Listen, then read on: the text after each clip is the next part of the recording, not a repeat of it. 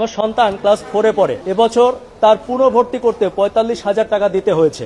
আমি আপনাদের মতো সাংবাদিক এবং আমি একজন অভিভাবক, সবসময় আমার অবস্থানটা থাকে ক্যামেরার ওই পাশে। আজকে একটা সঙ্গত কারণে ক্যামেরার এই পাশে আমি দাঁড়িয়েছি, কারণ আমি ফিল্ডে কাজ করি, মানুষের কাছে যাই। আমি নিজেও একজন ভুক্তভোগী। আমার একটা সন্তান আছে। আমার সন্তান ক্লাস 4-এ পড়ে। এবছর তার পুনর্ভর্তি করতে ৪৫,০০০ টাকা দিতে হয়েছে। গত বছর দিতে হয়েছিল ৪২,০০০ টাকা। তো আমি একবার চিন্তা করে দেখলাম যে যাদের বাসায় 3টা বাচ্চা আছে সেই ফ্যামিলিগুলোর কি অবস্থা। আপনারা জানেন যে বাংলাদেশের অধিকাংশ মানুষ মধ্যবিত্ত, নিম্ন মধ্যবিত্ত এবং নিম্নবিত্ত।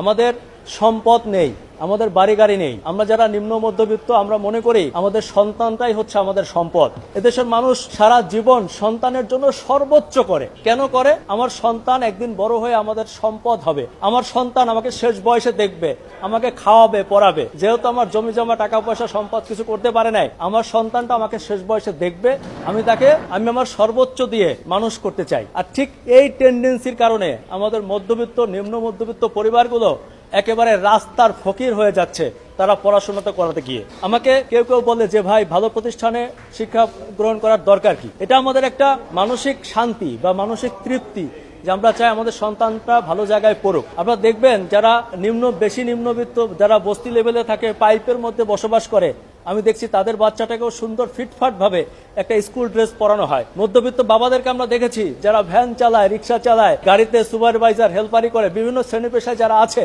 দেখবেন তাদের শার্টের অবস্থা কি, ছিঁড়ে গেছে, প্যান্ট ছিঁড়ে গেছে, কিন্তু তার বাচ্চাটাকে একটা ভালো পোশাক দিচ্ছে। এটা আমাদের দেশের একদম রাষ্ট্রীয়ভাবে এমনটা হয়ে আসছে, কারণ আমরা চাই আমাদের সন্তানরাই আমাদের ভবিষ্যৎ হোক। কিন্তু দেখেন, আমাদের সেই সন্তানদেরকে নিয়ে আমাদের এই যে আমাদের এত পরিশ্রম, এত কষ্ট, সেই রিজিকটা প্রতি বছর শোষণ করে নিয়ে যাওয়া হচ্ছে শিক্ষা ব্যবস্থার নামে। আমি আরেকটা ব্যাপার আপনাদেরকে মাঝখানে বলে রাখি, আজকে যে কথাগুলো বলছি এগুলো সব প্রতিষ্ঠানের না। আমাদের দেশে কিছু প্রতিষ্ঠান আছে যারা এর ব্যতিক্রম। সবাই যেভাবে টাকা নিচ্ছে তা না, কিন্তু অধিকাংশ প্রতিষ্ঠান নিচ্ছে, এবং এ কারণে দরিদ্র আরো দরিদ্র হচ্ছে, নিম্নবিত্ত একেবারে রাস্তার ফকির হয়ে যাচ্ছে এই বাচ্চাদের পড়াশোনা করাতে গিয়ে। আমাদের কথা হচ্ছে, আমরা একটা বাচ্চা স্কুলে ভর্তি করালাম, সে ফাইনাল পরীক্ষায় উত্তীর্ণ হওয়ার পর প্রতি বছর কেন তাকে ভর্তি হতে হবে? এটা কেমন সিস্টেম? আমরা যতদূর জানি সরকার থেকে বলা আছে যে প্রতি বছর পুনর্ভর্তি ফি নেওয়া যাবে না। এই পুনর্ভর্তি ফির নামে দেখেন শিক্ষাটাকে একটা পণ্য বানানো হয়েছে এবং অভিভাবকদেরকে বানানো হয়েছে ক্রেতা। আর এই পণ্য আর ক্রেতার মাঝখানে প্রতি বছর প্রায় 10,000 কোটি টাকার একটা বাণিজ্য তৈরি হয়েছে বাংলাদেশে। এটা আমরা চ্যালেঞ্জ করতে চাই, এবং সেই চ্যালেঞ্জ করতে গিয়ে আমরা দেখেছি যে সরকার কিন্তু ইতিমধ্যেই পদক্ষেপ নিয়েছে, এবং সেই পদক্ষেপের অংশ হিসাবে গত 23শে নভেম্বর 2025 তারিখে সরকার একটি প্রজ্ঞাপন দিয়েছিল, যার নাম্বার হচ্ছে 000724400022562। এর 15-5 ধারার উপধারায় বলা আছে, একই প্রতিষ্ঠানে বার্ষিক পরীক্ষায় উত্তীর্ণ হয়ে এক শ্রেণী থেকে পরবর্তী শ্রেণীতে ভর্তির ক্ষেত্রে প্রতি বছর সেশন চার্জ নেওয়া যাবে, তবে পুনর্ভর্তি ফি নেওয়া যাবে না। এটি একটি গুরুত্বপূর্ণ প্রজ্ঞাপন, যেটি স্বাক্ষর করেছিল রেহানা পারভীন, শিক্ষা মন্ত্রণালয়ের সচিব। একটা ব্যাপার চিন্তা করে দেখেন, একজন সচিবের স্বাক্ষর করা একটি প্রজ্ঞাপন বাংলাদেশে বাস্তবায়ন করা যায়নি। কেন যায়নি? এটার পেছনে কারা দায়ী, কারা এটি বাস্তবায়ন করতে দেয়নি, সেটা আমরা আমাদের রিটে উল্লেখ করেছি। দেখেন, এভাবে যে 10,000 কোটি টাকা প্রতি বছর বাণিজ্য হচ্ছে, এভাবে চলতে পারে না। আমরা তাই বাংলাদেশ আইন ও অধিকার এইড সংগঠনের পক্ষ থেকে আজকে মহামান্য হাইকোর্টে আমরা একটি রিট পিটিশন করেছি জনস্বার্থে, যেখানে স্পষ্ট আমরা 3টি নির্দেশনা চেয়েছি।